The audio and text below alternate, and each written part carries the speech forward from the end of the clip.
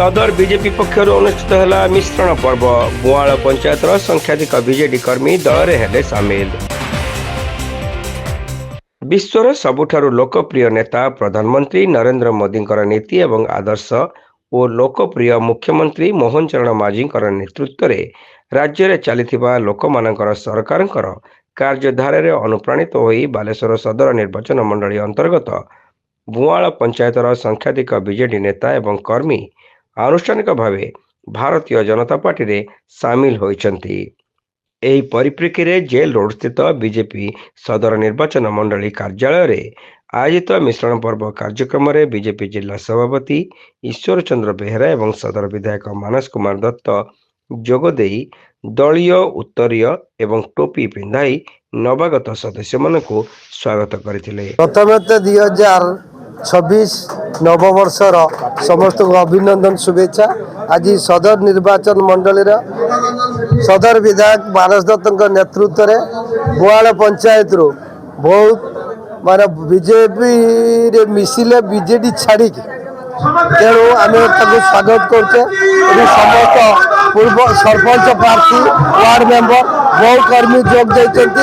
यशस्वी प्रधानमंत्री नरेंद्र मोदी के नेतृत्व में माननीय मुख्यमंत्री मोहन माझी नेतृत्व को पाथेय करी जनकल्याणकारी योजना को लोक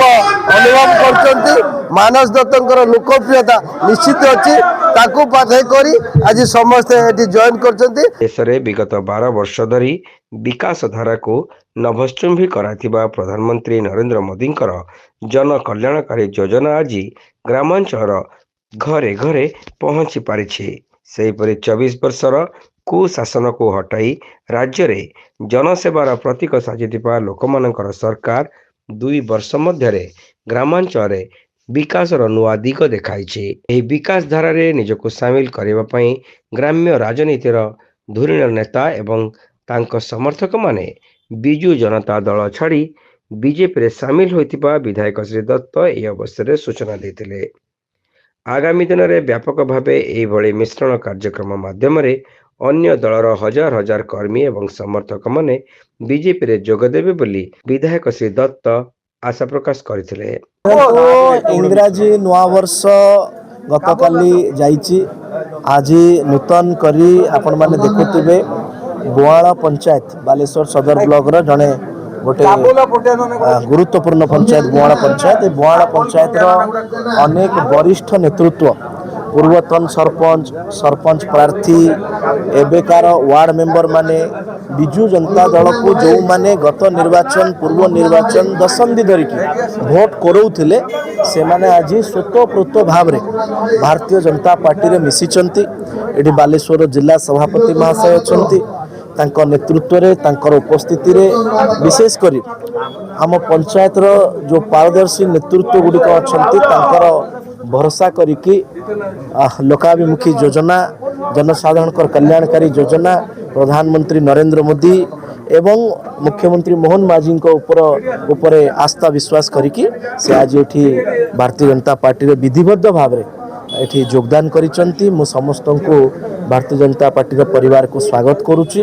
तांकर ये योगदान आमको निश्चित भाव रे आउरी शक्ति जोगैबो। मु भाबुची ग्रामीण स्तर नेतृत्व माने से माने बुझी सारिलेनी कि आसंता दिन में ओडिशार विकास पाई बा ओडिशार राजनीति पाई यदि गोटे मात्र विकल्प दल किए अच्छी से होची भारतीय जनता पार्टी।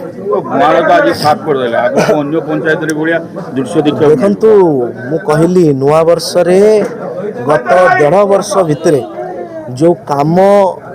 एठिकार सरकार नुआ सरकार करिसंती ताकू अनुप्राणित हेकी प्रभावित हेकी नुआ वर्ष रे ये केवल अयमारंभ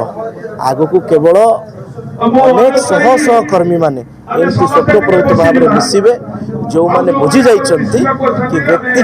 एठी बड़ नुहे एठी होची अंचल देश बड़ तो समस्त एही स्रोत रे शामिल। एही मिश्रण पर्व रे बुआल पंचायतर 2017 पंचायत निर्वाचन रे बीजेडी सरपंच प्रार्थी राजकिशोर महापात्र समेत वार्ड सभ्य उमाकांत महालिक